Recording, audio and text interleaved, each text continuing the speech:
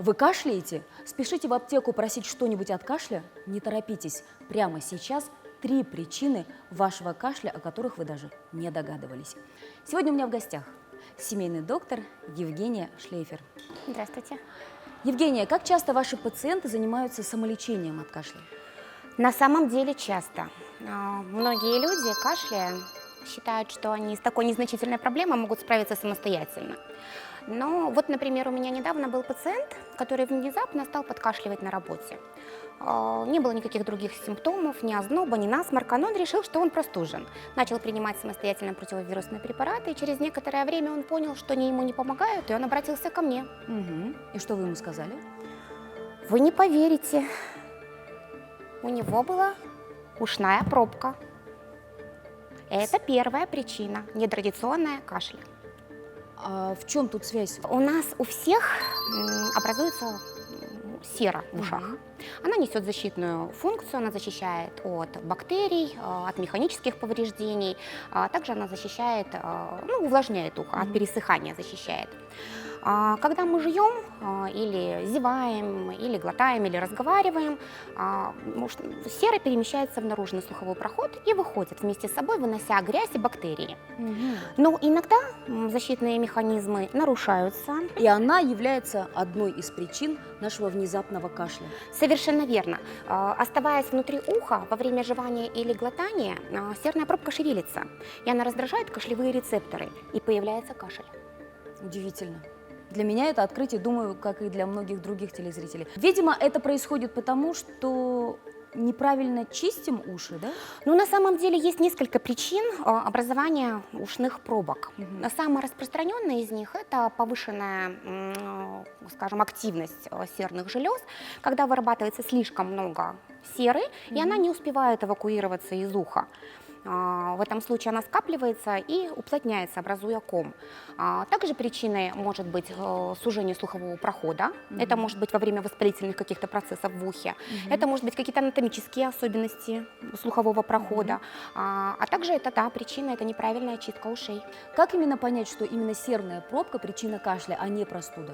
Есть несколько отличительных свойств. Например, если появляется заложенность в ухе, посторонний шум, или мы слышим отголосок своего голоса в ухе, а также может появиться какое-то выделение. Это может, и при этом мы кашляем, мы должны обратить на это внимание и обратиться к специалисту. На самом деле уши надо чистить не чаще 1 раза в неделю. Желательно использовать вот такие вот ватные палочки, они с ограничителем. Если вы используете вот такую палочку, то просто не следует глубоко ее вводить.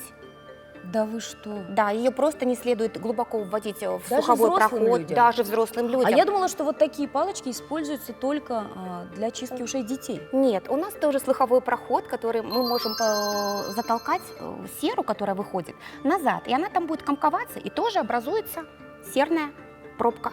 То есть мы чистим уши вот этими ватными палочками с ограничителем.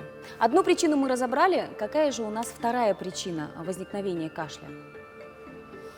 Вы не поверите, но вторая причина возникновения кашля Фу, какая гадость! Это глисты. У нас у всех в нашем организме живут паразиты. И как бы нам ни казалось это странным, вроде бы нет связи между глистами и кашлем, но на самом деле это так. Как они влияют? Более конкретнее расскажите нам. Глисты у нас живут и размножаются в кишечнике. Но со временем их личинки попадают в кровеносное русло и разносятся по всему организму. Очень благоприятная среда для, скажем так, оседания личинок – это слизистая оболочка дыхательных путей, это трахея и бронхи. Личинки туда попадают, и сами они раздражают, и их токсины, которые они выделяют, они тоже являются раздражителями. Чаще всего это сухой утренний кашель. Почему именно утренний? Потому что миграция личинок к бронхам, скажем так, к дыхательным путям чаще всего происходит утром. И когда они внедряются в слизистую оболочку, опять-таки мы сказали о том, что начинается раздражение, и мы начинаем кашлять, появляется сухой приступообразный кашель. То есть если мы обнаруживаем, по утрам кашель у ребенка или у себя, у кого-то из членов семьи, то в первую очередь нам нужно сдать анализы на яйцеглист. Правильно? Да, надо сдать иммуноферментные анализы на паразитов.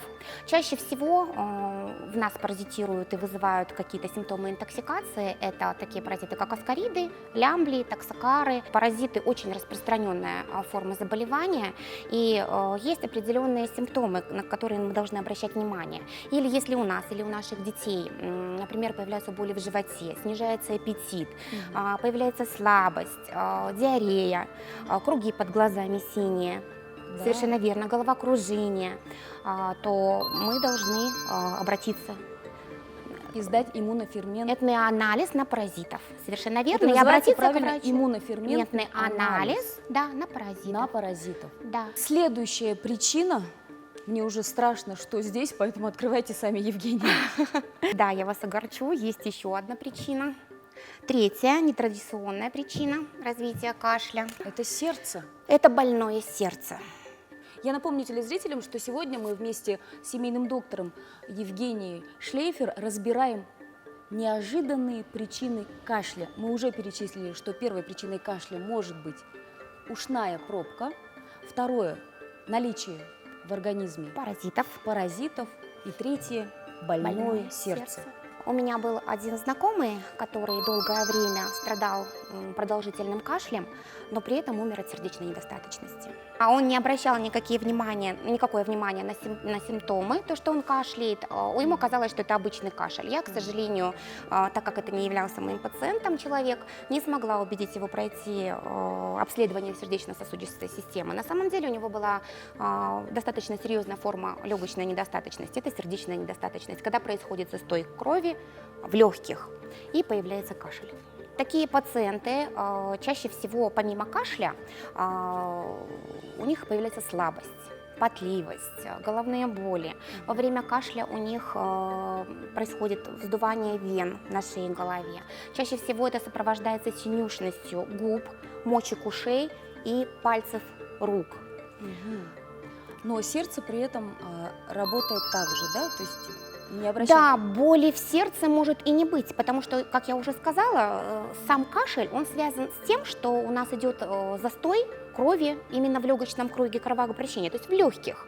Люди чаще всего не связывают этот кашель, но если мы увидим вышеперечисленные симптомы, то мы должны обязательно обратиться к специалисту. И, пожалуйста, большая просьба, не надо пить там препараты, которые нам посоветовали соседи, друзья. И вы сами тоже без специального обследования не сможете поставить правильный диагноз. Так что не занимайтесь самолечением, поскольку даже самый безобидный на первый взгляд кашель может вас убить. Берегите себя и свое здоровье. Как благодаря чемодану ваше чадо будет приносить домой одни пятерки? То есть помидор убивает огурец, по сути, если они хранятся рядом. А здесь, получается, при помощи ложки все как-то удачно складывается. Вот я приподняла,